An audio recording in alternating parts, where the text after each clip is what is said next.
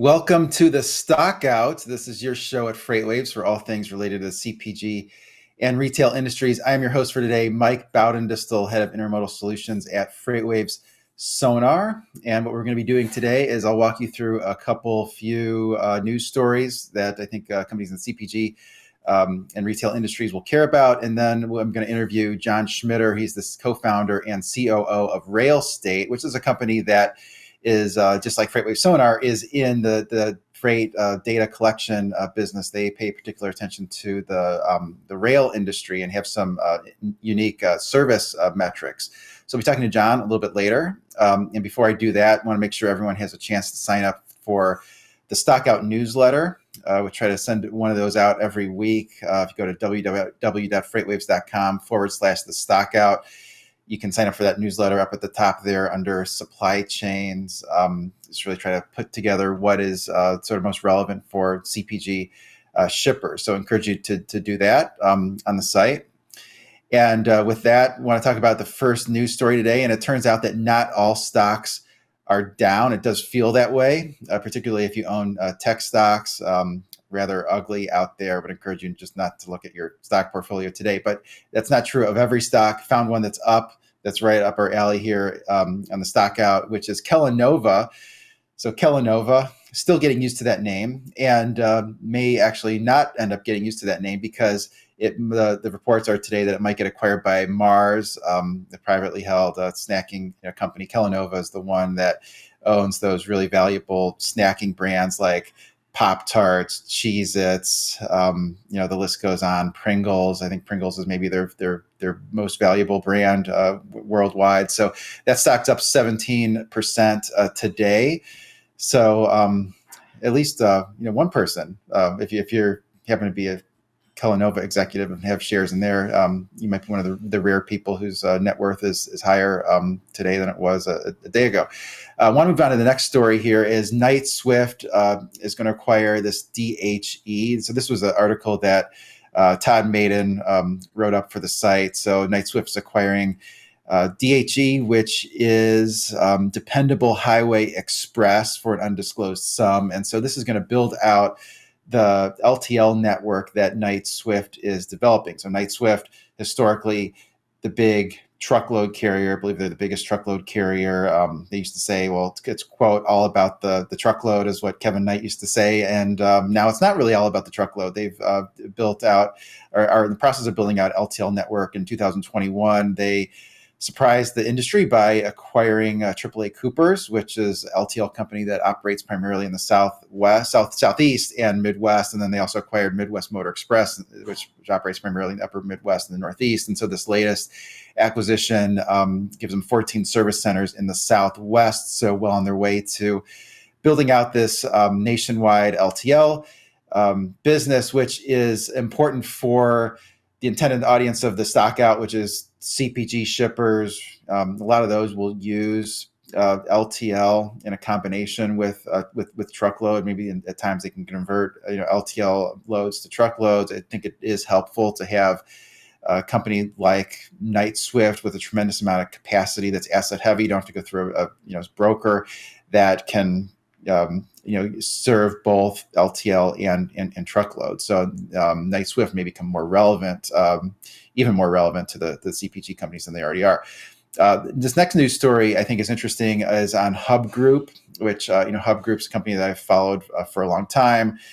I believe they're the second biggest domestic intermodal company, owns a lot of containers. And so this company posted a decline in second quarter earnings, lowered its 2024 outlook. Noy Mahoney wrote up an article on that for the site, which you can read. But really what stood out to me for the audience of this show is that they grew their intermodal volume in what they call the local east lanes, which is basically Chicago and point eastward along the Norfolk Southern railway, which is the railway they use in the east, and that volume was up 26%, which is pretty shocking. Actually, one analyst even suggested that maybe they were a little bit too accommodative on price, but I think that was maybe the takeaway for CPG and retail shippers, which are really the primary shippers that would use domestic intermodal, is that they seem to be pretty accommodative on price in order to get that volume. it did seem like Hub Group took market share from J.B. Hunt. J.B. Hunt is the largest domestic intermodal company. In the second quarter, they reported loaded volume in the intermodal business down 1%. Hub Group's was up 8%. And that sort of reconciles what we saw in Sonar, which was overall up about 5% in the quarter. This is an interesting Sonar chart, which there was a little bit of variance, maybe a little more than a little bit of variance between this chart and what Hub Group reported. So this Sonar chart is the intermodal savings rate that we see between truckload, dry van, and rail intermodal. Our data team calculates it on the same 5-digit origin and destination pairs. It includes fuel surcharges for both modes. And it shows that on the longer haul shipments, which is greater than 1,200 miles, that white line, about a 17% savings rate. Now, Hub Group last week said that in those longer hauls, which would be more the transcontinental volume, it's more like a 30%. So they were saying it's a little bit higher than that. And then those other two lines, the red line is short haul, which we define as 400 to 800 miles. We're only seeing about a 4% gap between the modes. And then the medium hauls, which is 800 to 1,200 miles, we're seeing about a 6% gap. So we're seeing kind of a single digit gap, at least the data that we're seeing. I do think our data is skewed a little bit more towards JB Hunt than Hub Group, but Hub Group was saying that the spread between the modes in some of those medium and shorter haul lanes was more like 20%. In the local east. So it is, I think, a takeaway for shippers that are maybe looking at intermodal or looking for a method to save on transportation costs that are in lanes that are competitive, to maybe take another look at rail intermodal, particularly because rail service does seem to be pretty strong, at least in the U.S. We'll talk about some disruptions here in a second in Canada. So would be sure to go to FreightWaves.com. Check out those articles. Always lots of good stuff written up by our colleagues over at the Fire Crown side of the business. And with that, I want to bring on today's guest, which is John Schmitter, co-founder and COO of RailState. John, good to see you. Good to have you back on FreightWaves TV. Good morning, Mike. Glad to be back. Yeah, you always have a lot of just great insight in terms of sort of rail service metrics. Why don't you spend a little bit of time just describing RailState, sort of the data you're collecting and how you're collecting it? RailState's mission in life is to provide network visibility on the rail network. Most all of the other modes have public data on just what's happening on the network. The websites contain the location of every ship anywhere in the world. Same thing with every airplane, and you have Google Maps and Waze for the highway network. For railroads, there is really nothing other than system average statistics that are a week or two behind and very aggregated. So our mission in life is providing a Google Maps and Waze type view of the freight network in rail network in North America. We started in Canada and are just moving to the U.S. now. So we collect data on all the movements on the trains for every train, and you can see what's happening and understand where there's trouble occurring before you even make your shipment, or certainly before your shipment gets there. So if you have optionality, that there's data now to better utilize that. In order to collect that data, you set up your own sensors. Is that right? So the data is proprietary to RailState? That's correct. We wanted to do this in a way that was totally independent of the railways, which means we needed to be off their right of way, and in no way interfering with their operations at all. So we have sensors located, and these are camera-based sensors that are located along the railways right of way at various points, and we collect the data and assemble it in our database. And we have a whole variety of reporting tools and ways to access that data for our customers. So the data is proprietary to RailState, and we don't need authorization or any type of approval from anybody to distribute it or sell it to our customers. and it's the only rail data like that. Uh-huh. Yeah, so it's really valuable. I mean, it's usually there is a lack of visibility, like you say. I mean, sometimes the rails will publish what sort of the delays are on certain terminals, but that doesn't tell you. That only gives you part of the picture, or what the average velocity is, but it only gives you sort of part of the picture. And then you started in Canada. It seems like Canada has more than its fair share of disruptions from one thing or another. I mean, there's avalanches in the winter. There's issues with I mean, right now there's potential labor disputes with both on the railroad and at the ports. In the winter, they have to run the trains slower because of the air brakes situation. And then you also wrote up an article on your site about the Jasper wildfires. You have a map there that shows exactly kind of where that is in the forest there in Alberta, which is supposed to be maybe one of the more beautiful places in North America. Would like to visit there. But what's happening in Jasper, and what is your data showing about the delays there? Yeah, it is a beautiful place, and we're really sorry to see what happened with the fires, but hopefully everyone's doing okay, and the railway. What we saw was movements basically stopped around July 20th, and the CN officially closed the section through Jasper on July 23rd. All of this has affected the CN more than CP. But we didn't see big changes in the volume until July 27th, when they really started to have issues, and basically there was a couple of days with almost no trains. They've been starting to recover over the last few days. So they're that this place, going by our sensor at Hinton, which is in the just east of, or just west of Jasper, normally handles maybe about 38 trains a day. They've recovered up to about 30 to 31 trains a day now. So they aren't quite back to where where they were in terms of the train volume, but they're getting there.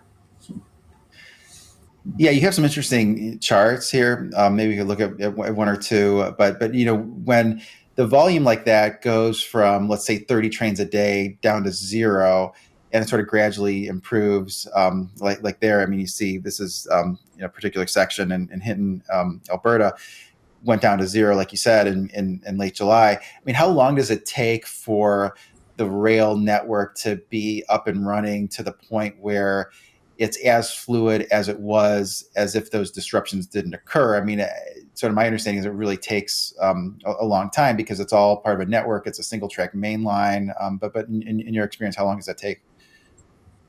Well, it depends on the nature of the disruption. If if the whole infrastructure is destroyed, like it was a couple of years ago in the directional running zone between Kamloops and Vancouver, there's a lot of things that be put back in place. It's my understanding that not much infrastructure was damaged during the fires, so it was just basically a situation where where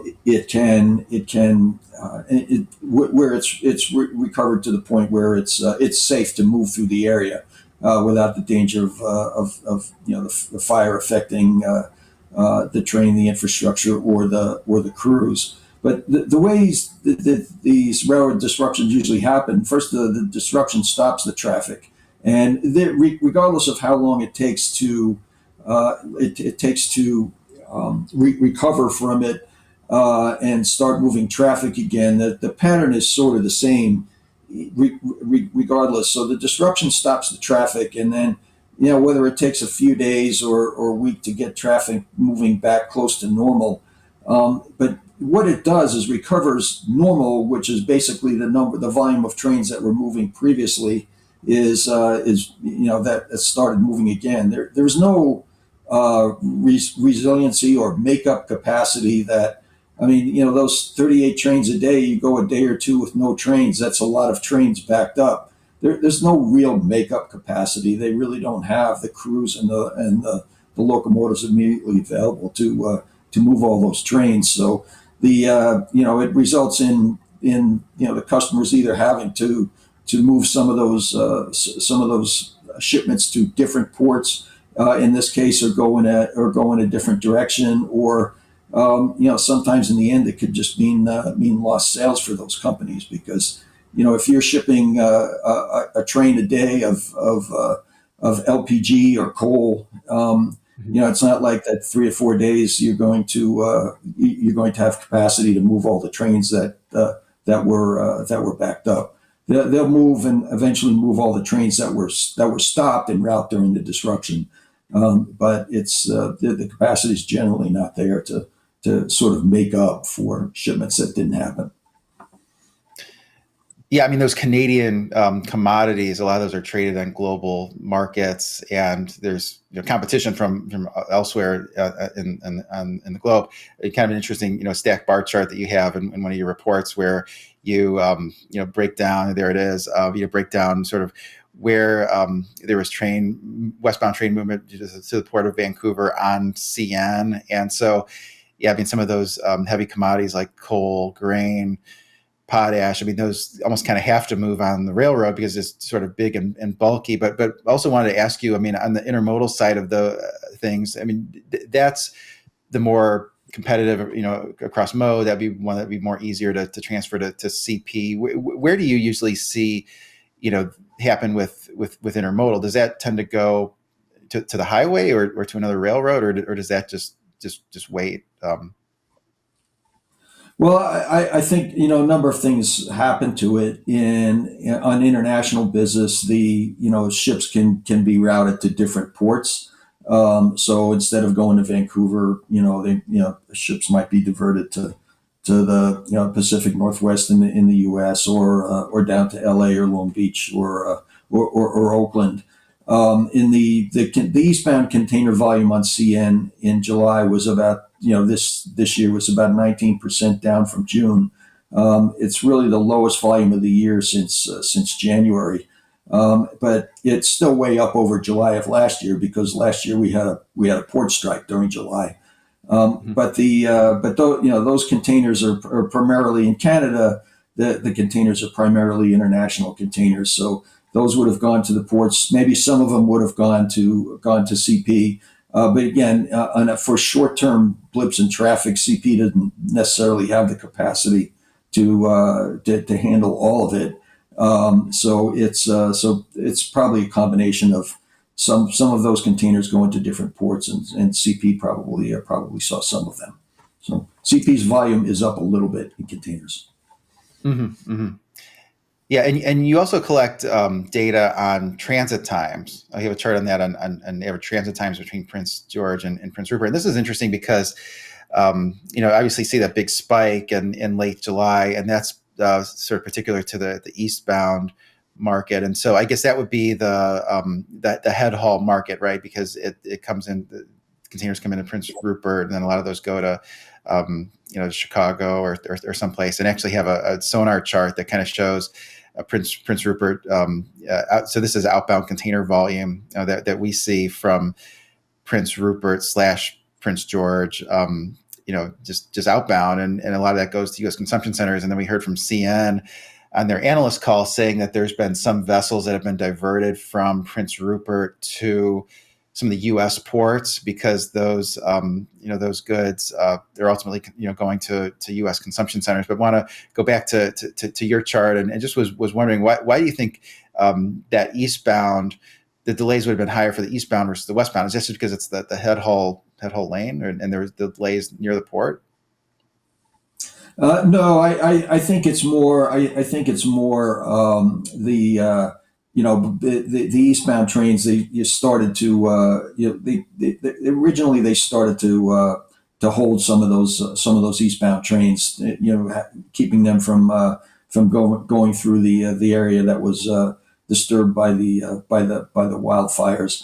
The westbounds, once they move past that area, are going to move just as well as they always have, because that most of that area, once you pass once you pass we call it Dunster, a place called Valemont on the CN network. That's where the line splits off and goes down to Vancouver versus into Prince Rupert. So the westbound trains are going to be fine once they reach that point. On the eastbound trains, what's happened is they're holding those trains to try to space them through that area once the line was open that are headed east towards Edmonton. But it is true, most of those intermodal trains go to the U.S. Mm-hmm. Yeah, you really know that Canadian rail network, well. I want to ask you about the sort of shifting gears to the U.S. You have sensors now, I guess, in some places. Why don't you talk a little bit about what you're doing in the U.S., sort of where you have sensors? We started in the U.S. between L.A. and Texas, so we pretty well have it cover the BNSF and the UP covered between the ports of L.A. and into Texas. We are right now in the process of installing the last few sensors across the Mexican border. So we'll have all the Mexican border crossings covered by within the next week or two. We have much of it covered now. So that'll give a sense for what's going to and from Mexico. And the rest of the U.S. expansion is going to be depending on customer demand. We're talking to a number of people now, and so whether we go into the east or continue in the south or southwest or into Chicago, we're weighing all of those now. But all of those will eventually be covered. It's just where we go next, how we lay out the deployment plan. Yeah, I imagine there would be demand in Chicago. I mean, that tends to be where there's the most congestion, at least historically, is that's where the congestion has kind of been concentrated on the rail network. What are the main verticals that your customers are in? The verticals are quite a few. One is the government, the government area. We have. Transport Canada, the rail regulator in Canada, is a customer. So is the Canadian Transportation Agency. We just recently started installing sensors in Oregon, and the Oregon Department of Transportation will be a customer as well. The government agencies have the need for right now. They have very little, surprisingly little rail data, and most of it's is pretty dated, waybills from 2 years ago, or the average statistics published by the railroads. But even those are not segment based or state based. So they have a lot of need to understand what's going on, answer questions. They also make investments in infrastructure sometimes where that's happening.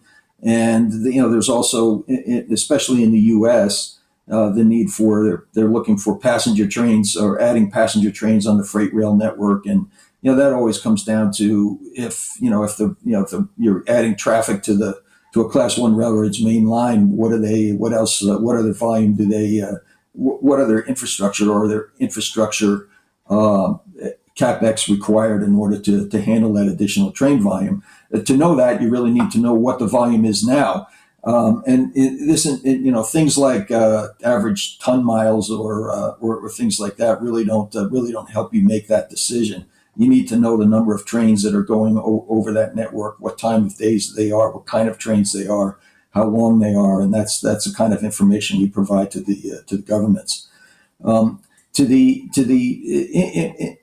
the commercial side, we have several large bulk customers in Canada. So people shipping coal, potash, grain, things like that they have operations to run. Most of them have spent millions of dollars to create optionality for themselves, multiple origins on different railroads. Even though each origin might be captive, they have multiple places where they can launch shipments from, or at the destination they have multiple berths, multiple port terminals that they can go to, and in some cases they have the optionality of different rail routes if the origins are served by in the case of Canada both CN and CP. But if unless you have a view to what's happening on the network, it's really hard to use that optionality effectively. So that's what we provide to them: some insights into into what the condition of the network now is. What impact is that likely to have on the shipments you're about to launch? You can create ETAs from averages, which is what people do now, the historical averages, and there's lots of ways to massage that. But the question you're trying to answer is, when's this next train going to get there? And if there's a disruption on some segment of the route you're traveling on, the historical doesn't do you much good at that point. And so that's the type of insight we're providing to industrial customers, and so they specifically know that, all right, we've got a disruption between A and B that's probably going to add 8 hours to the transit time on this train, and they can plan accordingly. And it helps them as you're at a port. What ship do you put on the berth? How long do you leave it there? Which train do you unload first? Things like that. Yeah, you make a great case for how valuable that data is. But yeah, thanks for joining me on the Stockout. How can folks reach out to you? They can reach out to me, John Schmitter at railstate.com, or feel free to call me 303-378-5368. Also, our website, railstate.com. Sounds great. Thanks, John. Hope everyone has a good day. All right. Thanks, Mike. Yep.